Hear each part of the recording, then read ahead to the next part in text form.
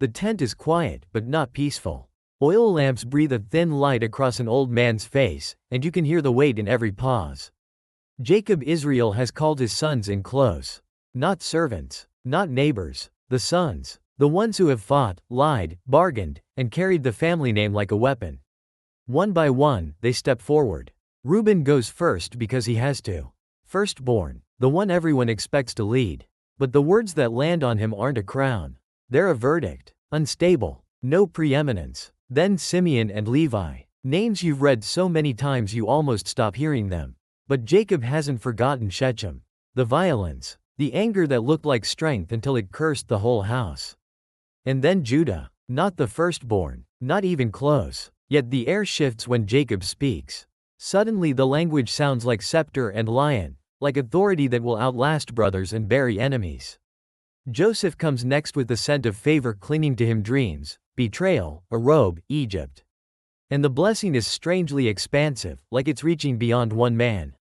You're sitting inside a roll call that feels almost cruel. Why preserve this? Why carve a family's messy birth order into scripture forever? And then you notice something even stranger. The tribes of Israel don't always show up in the same order.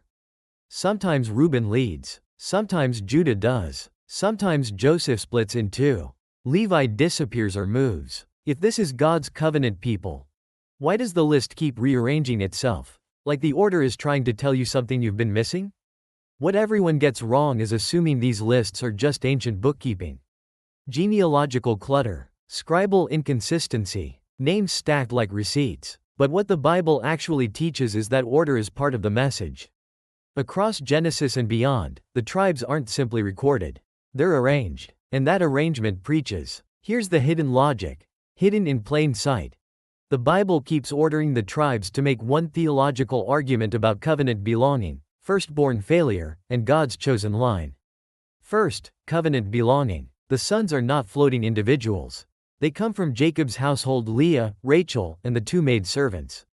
The Bible keeps reminding you that Israel begins as a complicated family, and God binds himself to that family anyway.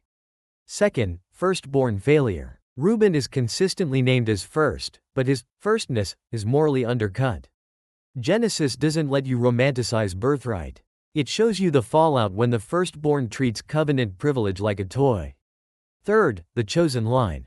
Over and over, the ordering spotlights Judah moving toward kingship, while still preserving the strange prominence of Joseph, often through his sons, Ephraim and Manasseh, and the complicated role of Levi, the tribe tied to priesthood and scattering.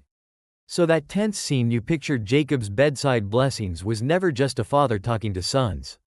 It was scripture interpreting itself. The sequence isn't random. The sequence is theology. This is why Judah can rise without denying Reuben's place.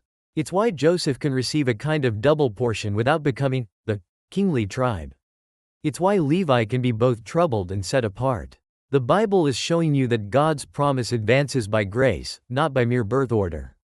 And once you see that, the lists stop being boring. They start sounding like a sermon told with names. But to understand how this works, how the text uses order like a highlighter, you have to watch Genesis do it in slow motion, list by list, until the pattern becomes impossible to unsee. And Genesis gives you the raw material for that pattern inside the household itself. Jacob's family isn't a neat chart. It's a living, tense structure: wives, rivalries, handmaids, children born into competition. Genesis chapters 29 to 30 doesn't just tell you who was born. It tells you which mother, which moment, which struggle. Leah's sons come in a wave. Then Rachel's long delay. Then Bilhah and Zilpah stepping into the story. When later passages list the tribes, they often mirror that household reality, because in the ancient world covenant identity traveled through family lines and remembered origins. So you'll see a kind of default logic. Leah first, then Rachel, then the maidservants. Not because the others aren't real, but because Genesis keeps presenting Leah and Rachel as the primary wives whose rivalry frames the birth of Israel. And that's why the ordering keeps showing up at key covenant moments. Genesis chapter 35 gives a clean summary of the sons at Bethel, where God reaffirms the name Israel.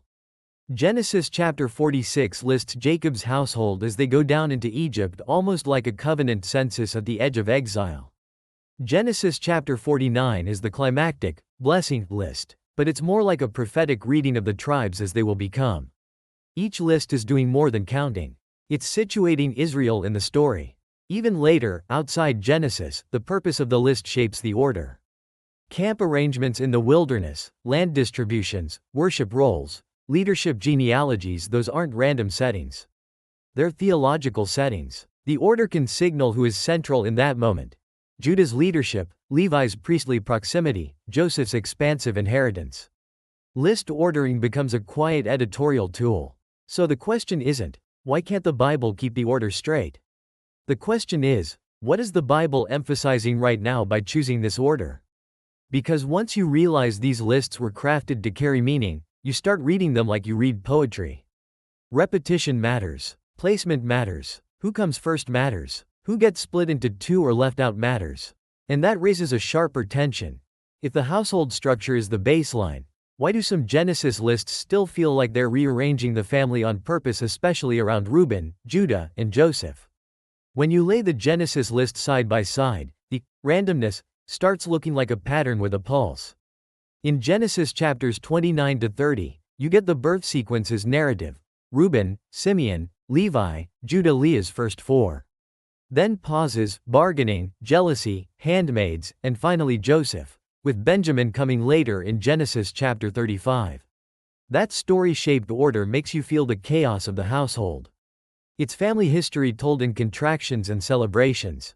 But Genesis chapter 35 does something different. It gives you a clean, almost formal summary. The sons of Leah, the sons of Rachel, the sons of the maidservants. It's not just, who. It's, from whom. The list is stabilizing the family into a covenant identity right after God reaffirms Jacob's name as Israel. Then Genesis chapter 46, on the edge of Egypt, leans hard into that maternal grouping again. This is Jacob's house entering a place where they could be swallowed. So the text anchors you. These are the ones going down. This is the covenant family counted and carried. And then Genesis chapter 49 comes like a judicial reading of the tribes. The order begins with Reuben because the firstborn question has to be confronted. His name is first, but his status collapses under the memory of sin. You went up to your father's bed. Simeon and Levi follow, paired in consequence and scattering. Then Judah. And the blessing swells. You hear kingship before Israel has a king. The language is thick with rule and permanence. Joseph receives a blessing that feels oversized, fruitful bough, strength under attack, because Joseph's line will become a major carrier of Israel's future life in the land. And Genesis quietly sets that up earlier with the idea of a double portion.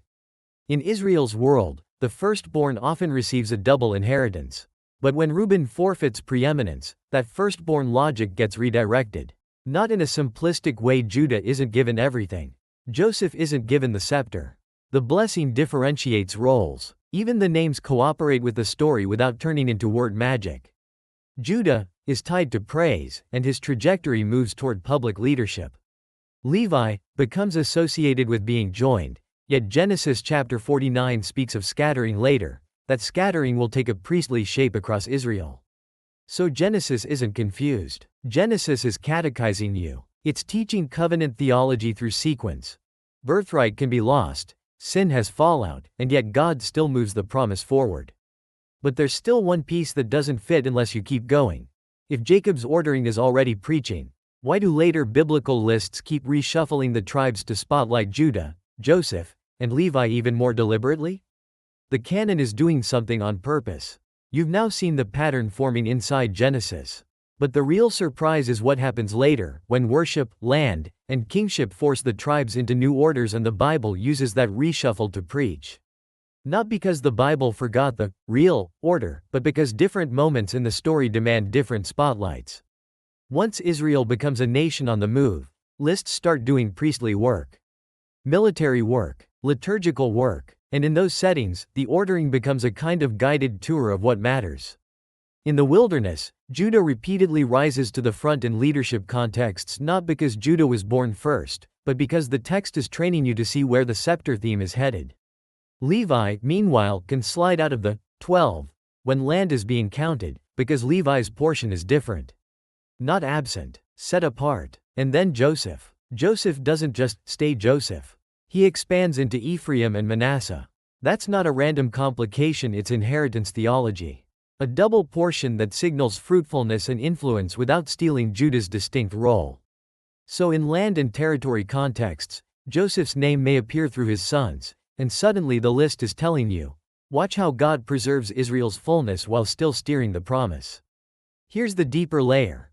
Later lists are often structured around functions, not just family. A list tied to worship naturally foregrounds priestly proximity. A list tied to leadership naturally foregrounds the tribe associated with rule. A list tied to land will highlight those with significant territorial identity. That's why you'll sometimes see Judah and Joseph given prominence in ways that feel editorial, because they are. Scripture is not hiding that, it's interpreting. And notice what keeps happening to Reuben. Reuben can be named, but rarely crowned. The canon keeps the firstborn visible so the moral warning stays visible. Birth order is remembered, but it's not enthroned. The story refuses to let privilege become a guarantee. So across the canon, the tribes are preserved as one covenant people, yet the order keeps preaching the same sermon. Failure has consequences, roles differentiate, and God's promise does not stall. Judah's line is carried forward toward kingship. Levi is taken up into priestly service. Joseph's house is widened into tangible blessing. The rearrangements are not noise. They are theological emphasis. And once you see that the canon is speaking with the sequence, the next question is unavoidable. When you meet a list of tribes in your own reading, what exactly should you be listening for? Jacob's bedside roll call stops sounding cruel when you realize what God is doing with it. The names are not displayed to shame Israel. They're preserved to tell the truth. Covenant does not grow out of human cleanliness. It grows out of divine faithfulness. The order itself keeps repeating it. Firstborn privilege can collapse. Violence can scatter. Favoritism can fracture a home. And yet the promise keeps moving. Not because the family finally gets impressive, but because God refuses to drop his word. That's why Judah can be lifted without pretending Reuben never existed. That's why Levi can be disciplined and then draw near. That's why Joseph can be widened into blessing without seizing the scepter. Scripture is showing you a God who weaves justice and mercy into the structure of the story, so even the lists become liturgy, even the sequencing becomes testimony. And when you start reading that way, the Bible feels less like a book of disconnected parts and more like a single voice, quietly consistent, patiently instructing, always steering toward the line where promise becomes a person. If this kind of hidden in plain sight pattern opens something for you, there's more to uncover in the way Scripture arranges its details. You're invited to stay with this channel and subscribe for more deep but clear walkthroughs, because the next time a list shows up, it might be preaching again.